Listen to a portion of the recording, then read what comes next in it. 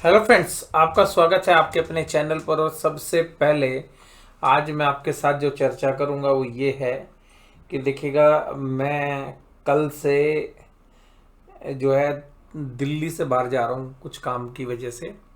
और उसमें फिर इस तरीके से रहेगा कि एनालिसिस जो है आपको शायद रोज ना मिले।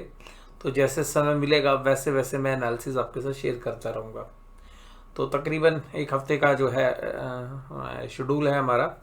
तो अगर आप हमारा जो एनालिसिस है रोज सुनते हैं तो हो सकता है कि आपको एनालिसिस ना मिले, तो इंतज़ार ना करें ज़्यादा। और थोड़ा सा शेड्यूल भी इस तरीके का है कि थोड़ी सी व्यस्तता भी रहने वाली है। तो यहाँ पर जो मैं आपके साथ चर्चा कर रहा हूँ उसमें मैंने आपको पहले क्लियर कर दिया कि एनालिसिस जो है वो हो सकता है आपको रेगुलर बेसिस पे ना मिले। मैं पूरा प्रयास करूंगा कि आपको जो है एनालिसिस ज़्यादा से ज़्यादा वीडियो में आपके साथ शेयर कर पाऊँ। हालांकि अब मैं जो आज का एनालिसिस कर रहा हूँ, तो आज का एनालिसिस में मैं जहाँ पर बाजार को देख पा रहा हूँ, देखिए कि निफ्टी के अंदर आज जिस तरीके से राइटिंग हुई है, मैं अभी भाव की बात नहीं कर रहा हूँ, मैं ऑप्शन चेन की बात कर रहा हूँ। ऑप्शन चेन इस तरीके से बनी है निफ्टी की कि ऐसा प्रतीत होता है कि निफ्टी के अंदर एक दोबारा से जो है इस एक्सपायरी के लिए तेजी की पोजीशंस बनी है। यानी कि 21,400 के ऊपर जो मेजर है वहां पर एक अच्छी राइटिंग हुई है। यानी कि आप जो तेजी करने वाले वो ये मान के बैठे भाई अब 21,400 को हम नहीं तोड़ने देंगे, अब 21,400 के ऊपर ऊपर ही बाजार हम क्लोज करने देंगे। और वहां पे जबरदस्त आज राइटिंग हुई है 1,01,000 कॉन्ट्रैक्ट। वहीं पर तेजी वाले जो प्लेयर्स हैं वो 21,500 के ऊपर, सॉरी मंदी वाले जो प्लेयर्स हैं उन्होंने एक अच्छी राइटिंग की है 43,000 कॉन्ट्रैक्ट, तो बहुत ज़्यादा नहीं है और सारी अनवाइंडिंग हो गई है। तो निफ्टी पे जो रुख बनता है वो ऑप्शन चेन के डेटा के हिसाब से थोड़ा सा पॉजिटिव, या हम ये कह सकते हैं कि स्लाइटली पॉजिटिव साइड पर ही पोजीशंस हैं। लेकिन इसमें एक संभावना रहती है क्योंकि 2 दिन वीकली एक्सपायरी के हैं निफ्टी के, तो ऐसा भी हो सकता है कि इन्हीं प्राइजेस के आसपास बाजार 2 दिन घूम फिर के यहीं रहे और यहीं पे सेटल हो जाए, यानी कि 21,400 और 21,500 में, क्योंकि दोनों पार्टी मजबूती के साथ खड़ी हुई है। एक साइड 2,13,000 कॉन्ट्रैक्ट है पुट साइड में 21,400 में, और वहीं पर कॉल साइड में 21,500 में 2,26,000 कॉन्ट्रैक्ट है। अब इसके अगर थोड़ा सा बियॉन्ड जाने की कोशिश करें तो जब जैसे 100 पॉइंट नीचे जाओगे आप 21,300 पे, तो 1,56,600 कॉन्ट्रैक्ट्स है। और उसी तरीके से 21,600 पे 1,38,000 कॉन्ट्रैक्ट है। तो ये जो लैग्स हैं ये इंडिकेट कर रही हैं कि निफ्टी एक रेंज में ही रहेगा अगले 2 दिन। अब अगर निफ्टी बैंक की बात करें तो निफ्टी बैंक में क्या है, निफ्टी बैंक में भी अनवाइंडिंग हुई है और मजबूती के संकेत यहाँ पर भी स्लाइटली मिल रहे हैं, क्योंकि 47,700 पे एक अच्छी राइटिंग हुई है, 47,800 पे और 600 पे, और यहाँ पे कल वीकली एक्सपायरी भी है। और वहीं पर 48,000 के ऊपर एक अच्छी जबरदस्त कॉल राइटिंग तो नहीं हुई है, बट ओपन इंटरेस्ट ऑलरेडी खड़ा हुआ है 3 लाख का। तो 48,000 एक हर्डल रहने वाला है, और उसके बाद भी एक अच्छी राइटिंग हमें देखने के लिए मिल रही है ऊपर के लेवल पर। तो ऊपर एक रेजिस्टेंस है, अगर हम देखें 48,100, 200, 300 के आसपास। उसी तरीके से 47,600 और 47,700 के आसपास जो है स्पोर्ट भी अच्छी है। तो हमें ऐसा लगता है कि बाजार शायद कल इसी रेंज के अंदर सेटल होने की चेष्टा करेगा। तो एक रेंज बाउंड ट्रेड रहने की उम्मीद है वीकली एक्सपायरी को देखते हुए। आगे का आउटलुक जो लास्ट वीक का होगा वहाँ पे शायद हमारा थोड़ा डिफरेंट व्यू रहे, बट अभी जो मैंने आपको कल के साथ चर्चा की है। अब अगर हम आज की बात करें तो निफ्टी ने आज देखिएगा 21,337 के लो भी लगाए, ओपन हुआ 21,477 पे, उन लेवल्स के नीचे गया, एकदम स्लिप हो गया। लेकिन बाजार ने शाम को रिकवरी दी, लेकिन रिकवरी के बावजूद भी ओपनिंग प्राइस से नीचे बंद हुआ है। तो यानी कि एक रेड कैंडल बनी है।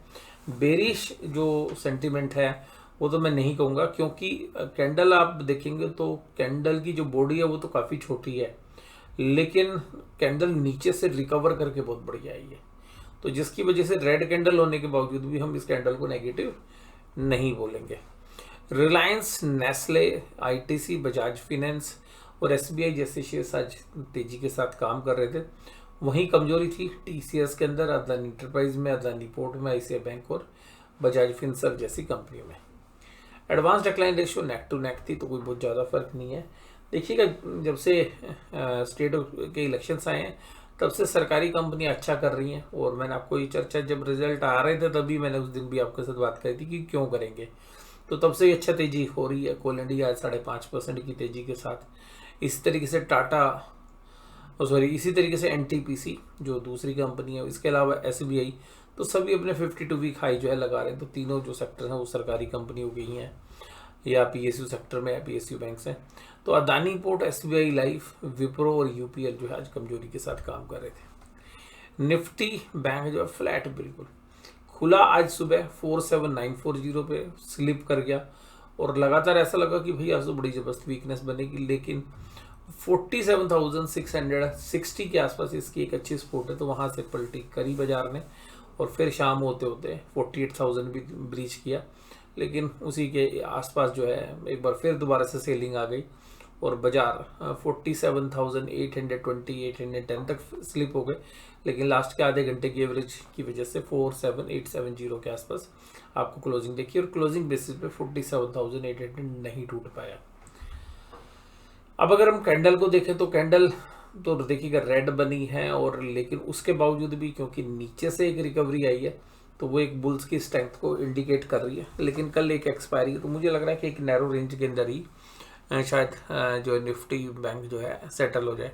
SBI, axis bank, bank of Baroda, IndusInd और आईडीएफसी फर्स्ट बैंक ये सब तेजी में थे। कमजोरी थी आईसीआई बैंक में, एचडीएफसी बैंक में, एयू स्मॉल फाइनेंस में, बंधन बैंक में और कोटक महिंद्रा में।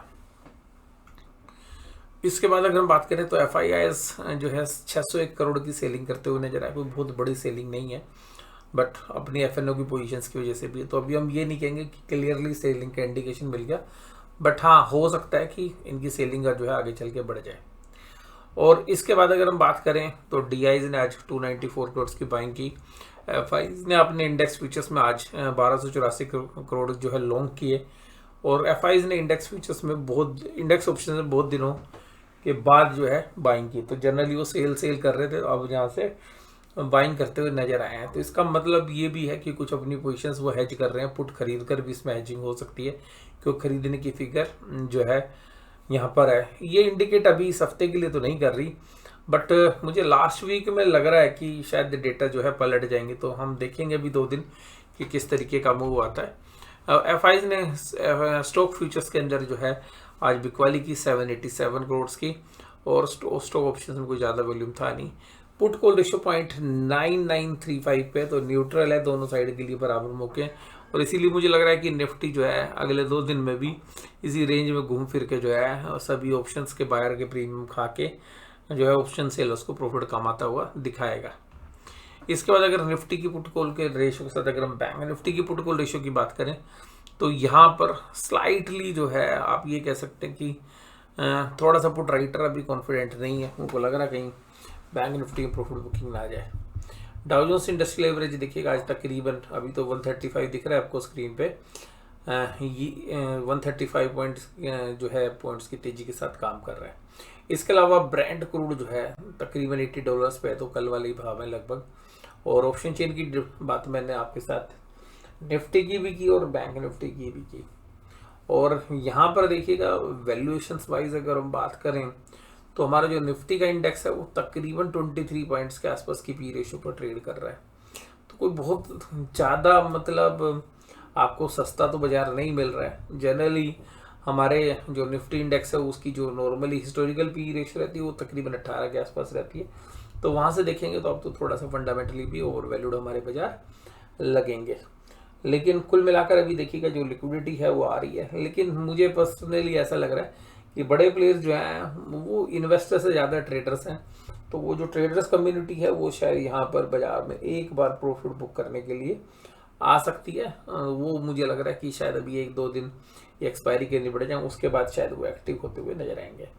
तो आज की वीडियो के अंदर बस केवल इतना ही। वीडियो देखने के लिए धन्यवाद। Thank you very much.